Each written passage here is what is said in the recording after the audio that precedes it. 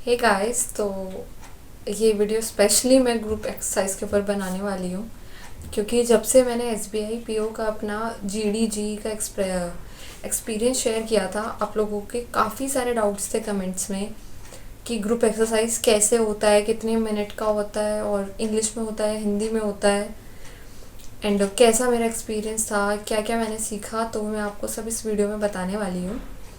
Group exercise mainly हमारा SBI PO का group discussion हुआ, उसके बाद ग्रुप एक्सरसाइज हुआ जिसमें हमें आपको जिसमें आपको एक पेपर दिया जाएगा जिसमें 5 प्रायोरिटीज़ आपको मेंशन करनी होगी। जो भी एक एक ऑर्डर है उसमें आपको 5 प्रायोरिटीज़ अपने अकॉर्डिंग मेंशन करनी होगी। देन फिर आपका जो ग्रुप के अकॉर्डिंग जो भी 5 प्रायोरिटी डिसाइड हुई है वो आपको उसमें मेंशन करनी होगी।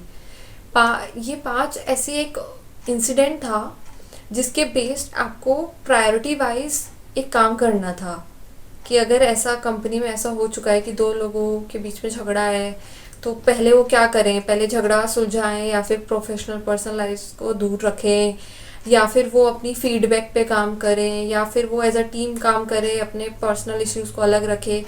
ये सब ऑप्शंस दिए जाते हैं जिसमें आपको अरेंज करना होता है। तो ग्रुप एक्सरसाइज के लिए आपको ऐसा कोई प्रैक्टिस या किसी की ज़रूरत नहीं है। बस आपको इतना याद रखना है कि ग्रुप एक्सरसाइज में आपको अप, अपनी बात रखनी है। सबसे इम्पोर्टेंट है कि आप अपनी बात रख रहे हो एंड आप किसी को कन्विंस करने की वो कोशिश कर रहे हो कि नहीं, मुझे ऐसा लगता है कि फर्स्ट प्रायोरिटी होना चाहिए। देन उसको डिफाइन करो क्यों होना चाहिए। देन अगर सामने वाला आपसे कुछ उसको डिफेंड कर रहा है कि नहीं ये नहीं होनी चाहिए, तो आप ऐसा नहीं है कि आप अपनी ही बात पे अड़े रहो, आप दूसरों की बात भी सुनो। अगर आपको वो पॉइंट सही लग रहा है कि वो सामने वाला कह रहा है कि फर्स्ट प्रायोरिटी होना चाहिए एंड उसके जो रीजंस हैं वो आपको सही लग रहे हैं, तो आप ऐसा नहीं है कि आप एग्री नहीं कर सकते, आप एग्री कर सकते हो फर्स्ट प्रायोरिटी के लिए। फिर सेकंड प्रायोरिटी आपको सेम नहीं लग रही तो ये आपके ऊपर है। अगर आप ग्रुप एक्सरसाइज में यही है कि सबको मिलजुल कर एक प्रायोरिटी डिसाइड करनी होती है। ये नहीं है कि आप वहाँ झगड़ा कर रहे हो या फिर आप बहस कर रहे हो कि नहीं मैं नहीं मानूंगा। आपको खुद की बात भी रखनी है पर सामने वाले की बात भी सुनना ज़रूरी है।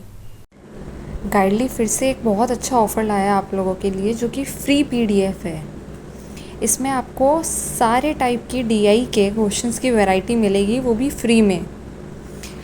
इस पीडीएफ में आपको 200-300 प्लस डीआई क्वेश्चंस मिलेंगे जो कि 16 डिफरेंट डीआई टाइप्स में है। मतलब आपको सारी डीआई के टाइप्स कवर हो जाएंगे विथ डिटेल सोल्यूशन।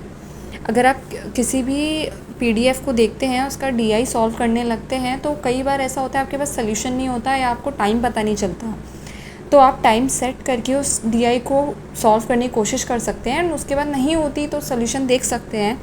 एंड ये भी आपको सब फ्री में मिल रहा है, तो आप डाउनलोड कर सकते हैं। लिंक मैं नीचे डिस्क्रिप्शन में दे दूँगी एंड इसको डाउनलोड करके आप सॉल्व कर सकते हैं।